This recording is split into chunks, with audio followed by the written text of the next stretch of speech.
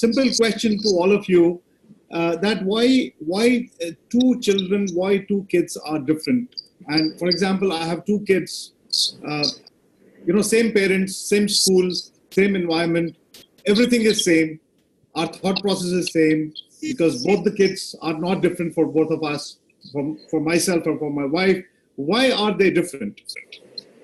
So I think this is the fundamental assumption, fundamental thing, which every parent need to understand, that every child is unique. So after a great long association with corporates, SMEs, individuals, entrepreneurs, CEOs, parents, children, having experience with all of these set of people, and including my own children and my own relatives and my own friend circle, I understand that most of us do not want to understand our children that they are unique. So this acceptance has to come first of all. So when we say every child is unique, that means that we have to start accepting that every child can do wonders. Every child has got it. Because, when a child is born, the child is born with abundance of creativity. Every child. My daughter behaves in a certain way when she was 10-year-old, when she was 3-year-old. My son, when he was a 3-year-old child or a 5-year-old child, he was behaving differently, or his attitude was different. His body language was different than my daughter. But over a period of time, I started realizing that my son, who was born 6 years later than my daughter, he's younger to my daughter, I started realizing that, the day I started accepting that, he has got certain unique qualities, and I started appreciating it, he started coming out. I was always of this opinion that he is an introvert and my daughter has always been an extrovert child. But then he broke my myth about him that, he's an introvert. He used to talk much better than my daughter. And I realized that, it's my looking at him, my approach of looking at my child. And trust me, this all comes from something which is very innate, which is very, very inside us. Because see, every child comes with a certain genetics and certain karmas, which we cannot deny. But, this creativity which diminishes over a period of time is something which we need to capture at the right time. Most of the parents today do not have much of time to give attention to their children, and therefore they just don't give attention to it. I always tell parents, like whether they are working or whether they are filing IT returns or they are actually looking at their profit and loss and balance sheets, I always tell them that, what do you think your child is? Is it an investment? Is it a liability? Or is it an asset?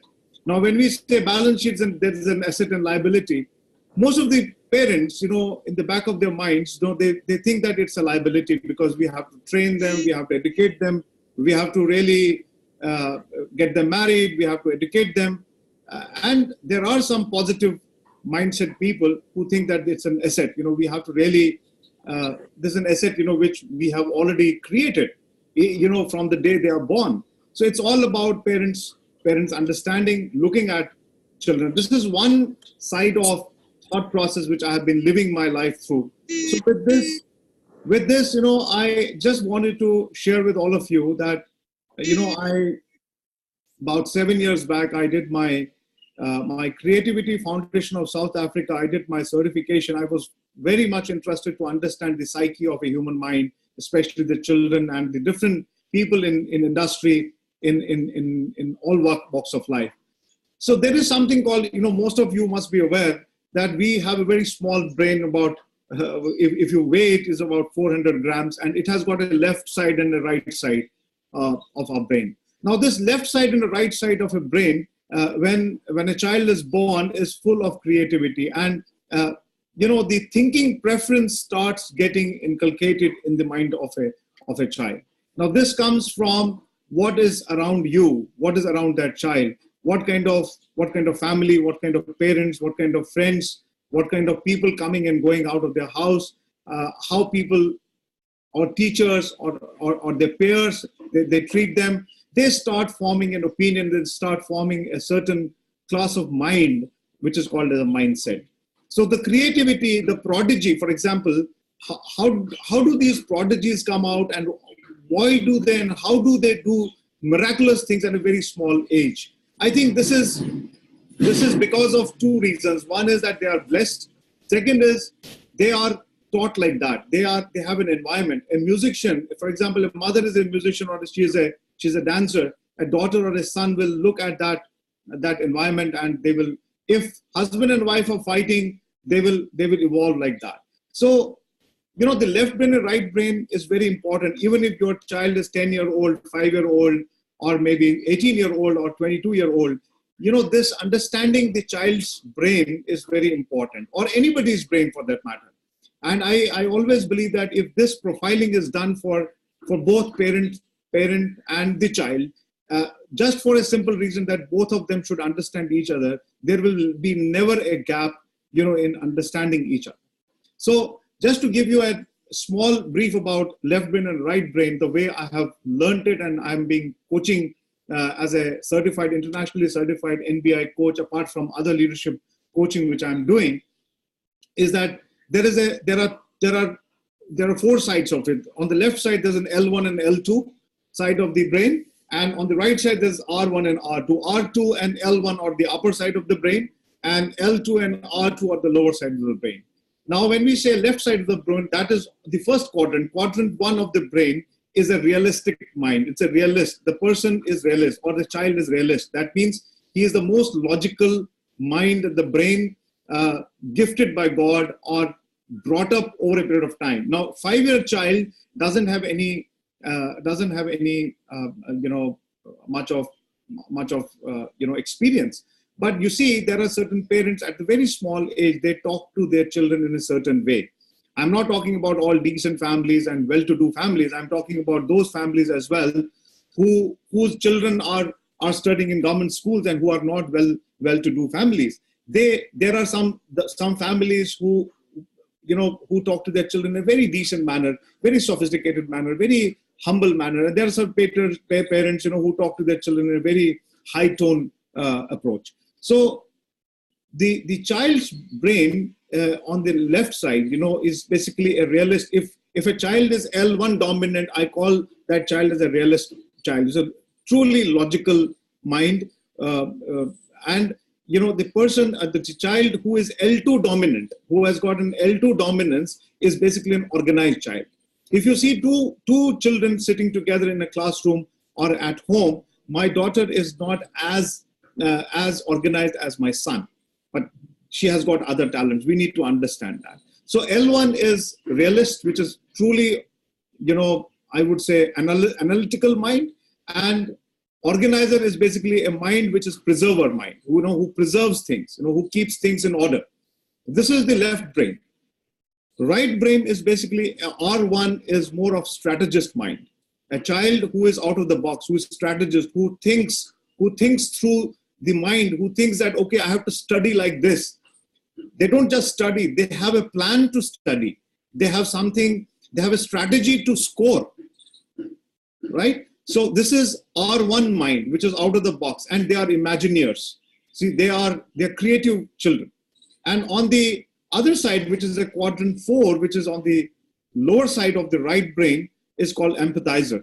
Empathizer is basically the mindset as socializer. You see, a lot of children, like for example, my daughter, when she's in a context, in a college, for example, she's in the second year of college, she has got too many friends. And one of her friends has no friends, and she has got too many friends. Now, she is basically an empathizer. She is participating in every non-profit activities. She will volunteer for a lot of things. So she is an empathizer and a socializer. So these are the 8 dimensions or 8 traits of a child, of a left brain child or a right brain child. Now, for example, if a child is an analytical mind child and the father is a musician. Now just look at this combination, that a child is born, or he is at the age of 8, he is an analyst. He has got a mind as an analyst. Because of creativity, the way he is born, the way he has formed his opinions. He is an analyst, and the father is an Imagineer. He is an artist, right? He will try to pull him to that level because of his conversation. As Nahid was also talking about, and Basin Sab was also talking about, the conversation, the words which we speak. But the moment we are careful about understanding which dimension this child is from, what is his thinking preference, where is his dominance lies, once we understand that, we will connect with the child quickly. It's like Wi-Fi. The moment you put a password, you are connected. But the problem is, most of the time, we don't understand the child. Now, if it is a parent and child, psychology we are talking, and we are because this topic of mine is basically to understand, for a parent to understand the mind, the brain of the child, and understand his strengths and weaknesses, and try to identify, for example, if he is not an empathizer, if he doesn't like to be with people, then I have to develop that quadrant and that subsection of that quadrant or dimension of that child, and train him accordingly, and take him to a counselor and tell him that, boss, listen, this boy or this girl is not coming out, and she has a fear of speaking, or she has a fear of networking, and she has a fear of talking to people. So I think the most important thing is understanding these 8 dimensions, and these 8 dimensions are further cascaded into 16 dimensions. Now, I have a license. I just wanted to, I have discussed this with Anshu a long time back as well, that I have got a license in India where we have this online 20 minutes psychometric analysis of children from 8 years to 18 years. And trust me, by doing this, and this has been, this tool has been developed in 1955 and 1968, and it has got a Nobel Prize by Dr. Michael Gazaniza. So this is basically this particular, once you understand the mind, the brain of the child, then once you develop the weak points and the weak dimensions and the weak areas or the quadrants of the child has to become, in this today's world, has to become a whole brain thinker child. For example, when we say whole brain thinker, he has to be a perceptionist, not an optimist or a pessimist. Now, perceptionist is a new word which I have been writing for the last 4 years. That what is perceptionism? What is perceptionist? It's basically maximizing from a certain position or a context. So, for example, if my daughter and my son are totally different, they are opposite sides of the same coin, but both of them have got their own strengths. And I'm just dwelling on those strengths, and I know that they are going to be the best people in their lives, considering their strengths. And I'm not touching their strengths. I'm just trying to look at the weaknesses and the things which they need to learn. And so that, they become whole brain thinkers, they become holistic people in their lives and can deal with every situation of life, going forward. Last thing I would like to quote, when I was a kid, there was a saying, a maxim that, jack of all trades and master of none. That used to be a fair factor we used to have. Bhai, tumko sab kuch aata hai, lekin aata kuch bhi nahi. Jack of all trades and master of none. I would say today, today's children, we have to teach them that they have to be jack of all and master of one, not none. So they have to be master of one. They need to have one skill set, which can give them living, but they have to be master of all. So jack of all, they need to know everything. They should know, if they go out on the street, how to talk to a street smart guy. And if they have to go to a relative's place, how to deal with the relative in a positive manner.